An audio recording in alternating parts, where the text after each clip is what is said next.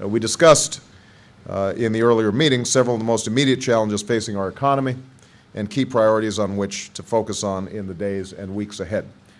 First of all, we need a rescue plan for the middle class that invests in immediate efforts to create jobs and provide relief to families that are watching their paychecks shrink and their life savings disappear. A particularly urgent priority is a further extension of unemployment insurance benefits for workers who cannot find work in the increasingly weak economy. A fiscal stimulus plan that will jumpstart economic growth is long overdue. I've talked about it throughout the last few months of the campaign. We should get it done. Second, we have to address the spreading impact of the financial crisis on the other sectors of our economy. Small businesses that are struggling to meet their payrolls and finance their holiday inventories, and state and municipal governments facing devastating budget cuts and tax increases. We must also remember that the financial crisis is increasingly global and requires a global response. The news coming out of the auto industry this week reminds us of the hardship it faces, hardship that goes far beyond individual auto companies to the countless suppliers, small businesses, and communities throughout our nation who depend on a vibrant American auto industry.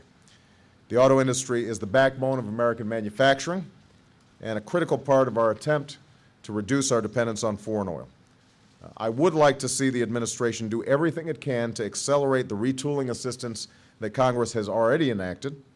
In addition, I've made it a high priority for my transition team to work on additional policy options to help the auto industry adjust, weather the financial crisis, and succeed in producing fuel-efficient cars here in the United States of America. And I was glad to be joined today by Governor Jennifer Granholm, who obviously has great knowledge and great interest on this issue. I've asked my team to explore what we can do under current law and whether additional legislation will be needed for this purpose. Third, we will review the implementation of this administration's financial program to ensure that the government's efforts are achieving their central goal of stabilizing financial markets while protecting taxpayers, helping homeowners, and not unduly rewarding the management of financial firms that are receiving government assistance. It is absolutely critical that the Treasury work closely with the FDIC, HUD, and other government agencies to use the substantial authority that they already have to help families avoid foreclosure and stay in their homes. Finally, as we monitor and address these immediate economic challenges, we will be moving forward in laying out a set of policies that will grow our middle class and strengthen our economy in the long term.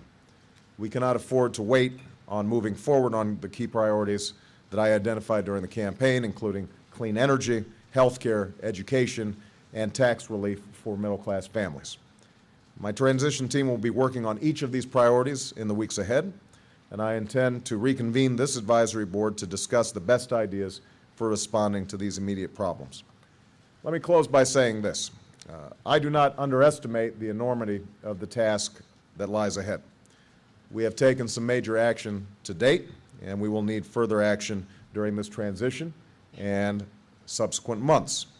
Some of the choices that we make are going to be difficult, and I have said before, and I will repeat again, it is not going to be quick, and it is not going to be easy for us to dig ourselves out of the hole that we are in.